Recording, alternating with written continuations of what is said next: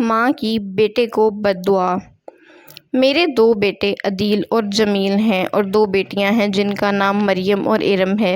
ایک دن جب وہ اسکول چلے گئے تو میں گھر کی صفائی کرنے لگی۔ میں کمرے میں پڑی ٹیبل کی صفائی کر رہی تھی کہ اتنے میں میرے بیٹے اسکول سے واپس آئے، سلام کیا اور جمیل نے باہر میز پر پڑا شیشے کا شو پیس گرا دیا۔ وہ بالکل ٹکڑے ٹکڑے ہو گیا تھا۔ میں نے اس پر بہت غصہ کیا کیونکہ وہ شو پیس بہت مہنگا تھا اور مجھے میری امی نے سالگرہ پر تحفہ دیا تھا۔ وہ مجھے بہت پسند تھا اور اسے میں ہمیشہ سنبھال کر رکھنا چاہتی تھی۔ میں نے غصے کے عالم میں اسے کہا کہ اللہ تجھ پر بھی ایسے دیوار گرائے جو تیرے بھی ٹکڑے ٹکڑے کر دے۔ کئی سال گزر گئے، میں اس بددعا کو بھول گئی۔ مجھے معلوم نہیں تھا کہ وہ عرش تک پہنچ چکی ہے۔ جمیل نے اسکول کی تعلیم مکمل کی، اس کے بعد کالج اور یونیورسٹی سے بھی ڈگری حاصل کی۔ اب وہ نوکری کرتا تھا۔ میں اس کے لیے دلہن کی تلاش میں تھی۔ جمیل اپنے بہن بھائیوں میں سب سے زیادہ خوبصورت تھا۔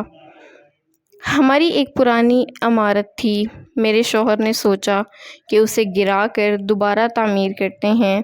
جمیل اپنے ابو کے ساتھ وہ عمارت دیکھنے گیا۔ وہاں مزدور دیوار گرا رہے تھے۔ اتنے میں جمیل کے فون پر کسی کی کال آئی تو وہ دیوار کی دوسری طرف جا کر فون سننے لگا۔ مزدوروں کو پتہ نہ لگا، انہوں نے دیوار گرا دی۔ جمیل چیخا چلایا تو انہوں نے فوراً دیوار ہٹائی، ایمبولینس بلوائی، اس کا جسم ہسپتال لے گئے۔ اس کے جسم کے کافی ٹکڑے ہو گئے تھے، بالکل شیشے کی طرح ٹوٹ گیا تھا۔ ہسپتال داخل کروانے کے بعد میرے شوہر نے مجھے فون کیا اور سارا واقعہ سنایا۔ اس وقت وہ سارا بچپن کا واقعہ میری آنکھوں کے سامنے ظاہر ہو گیا جب میں نے اسے بددعا دی تھی۔ میں بہت زیادہ رونے لگی اور روتے روتے بے ہوش ہو گئی۔ مجھے بھی میرے شوہر نے ہسپتال میں داخل کروا دیا۔ جب میری طبیعت تھوڑی ٹھیک ہوئی تو میں نے جمیل کو دیکھنے کی خواہش کی۔ میں نے جمیل کو دیکھا۔ کاش میں نے اپنے بیٹے کو اس حال میں نہ دیکھا ہوتا۔ اسی لمحے جمیل نے آخری سانس لی اور اپنی زندگی ہار گیا۔ میں نے روتے ہوئے کہا کہ کاش یہ اٹھ جائے، چاہے گھر کے سارے شو پیس توڑ دے، میں اسے کچھ نہیں کہوں گی۔ میں اسے کھونا نہیں چاہتی۔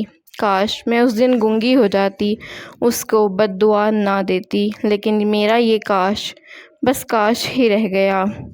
اسی لیے اسلام نے اپنی اولاد کو بددعا دینے سے منع کیا ہے۔